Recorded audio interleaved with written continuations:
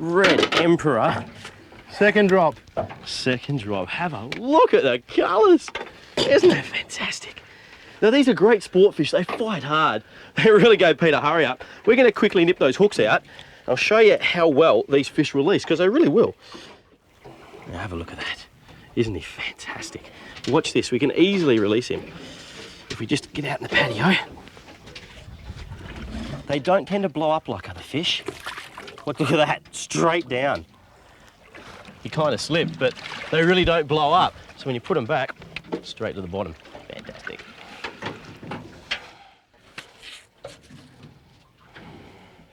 Now, we saw that my rig actually caught that job fish. Let's have a look at Pete's rig. Got a pyramid sinker on the bottom, and mate, a bit of an elaborate setup up here. What are you using? Just 2 hooks snoozed together. That's a squid, he glows. So when it's down in 100, that actually lights up. Seems to work well on red emperor. And you've got 2 of them? 2 of them, drop him down. Yeah, I'm on, Steve. That was a pretty solid bite. She's another red, mate. It's a long way up, with or without a fish.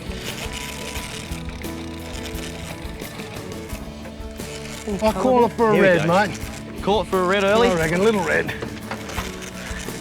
He's a red, Steve. Very nice.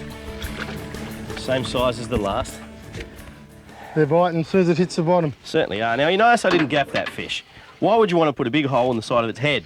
Just going to make it bad eating later. If you're going to keep it, we're letting them go today, but gee, they fight, don't they, mate?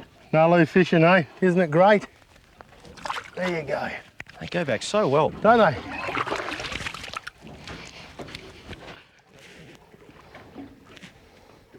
Oh, that was with that. It's all right, that fish. That's all right, mate. Just take your time. Spit it out. Oh, where? Oh, he's got him. You do have a good time. That's right. Hey, you want to see a double header? Have a look over here. Oh. Monster red. Oh, yes, look at this. Look at that for a red. I'm on 2. Whoa! You got a red and a shark. Have a look at the red, would you? Woo!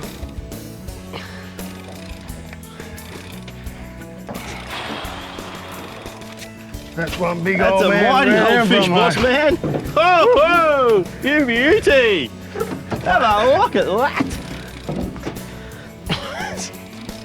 Tell you what, it's a long way to Tipperary. It's a long way to the top at Nalu. Mate, your arms get sore, don't they? Oh, do they what? 140 metres. You told me we were fishing 120. What is he? I love these. It's a sweet lip emperor.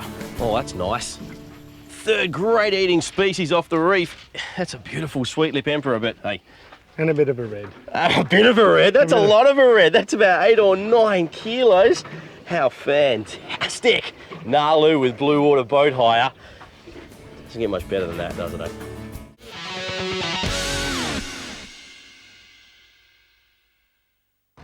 Woodman Point is a great place to spend a whole day on the water. Heading out from the excellent ramp at first light with Pete Golding from the fishing school, I had a whole day of fishing ahead of me.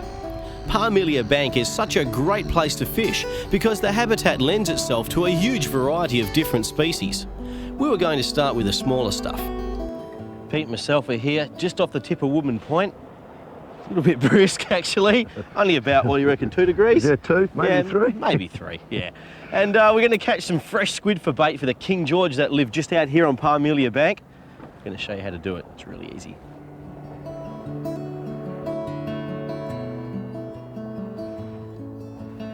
What we're going to use are called squid jigs. And obviously, it's an imitation prawn with a weight in the top to keep it nice and straight in the water. And those jag hooks, there's no barbs on them, but it's good enough for squid. And this couldn't be easier. All we're doing is we're drifting over a weed bed, casting our squid jigs out. You let them sink almost to the bottom, not quite into the weed, because you'll pick it up and bring them back slowly. He wants it badly, just let it sink down. Yeah, oh, he's on the surface. He wants it, and I've got him. Look at that. Just by a tentacle, I reckon, Pete. Yeah. Have a look. Now, here's what's gonna go whoosh.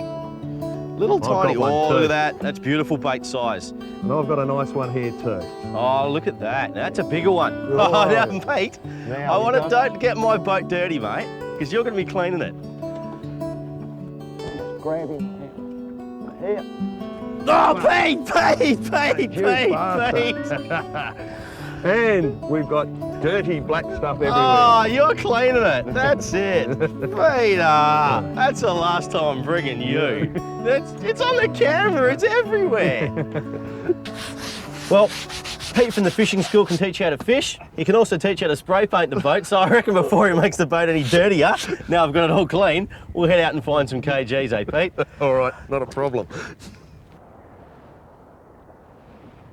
Now I'm going to show you the correct way to anchor a boat. Using this. This is what we call a Sarker anchor, a sand and reef combination anchor. And it's a very special type. It's not a plough. It actually is the only anchor approved by the Victorian Marine Board and by Lloyd's Register of London as a high hold anchor. And the beauty is, no matter how it drops into the sand, because of that ring that you see, the anchor rights itself. If you follow me down, you can see if it drops like that, what it does is it rolls till eventually and quite quickly gets to that point and it starts to drag and the point digs in. It doesn't plough. Now this trip release here is another special feature to stop the anchor getting lost, and they do have a 92% retrieval rate. Now in sand, you would lift the anchor up to that point there. When you pull it, these holes here break the suction in the mud and up comes the anchor. This is the Sarker spring-loaded bollard. And by spring-loaded, you can see it does this. I'll show you that in a minute. And at the front there, the bowsprit actually keeps the anchor located on the front of the boat safely. Now, we've chosen this spot all up and down. You might be getting seasick at home, but it's to show you how safely it keeps your anchor on the front of the boat. It's not on the deck. So you can actually set your anchor standing backwards like this. So when I want to release the anchor, all I have to do is stand here and drop the anchor in. Down it goes, just like that, just like that. Piece of cake. You feed your rope out. Now, how much rope should you feed out when anchoring?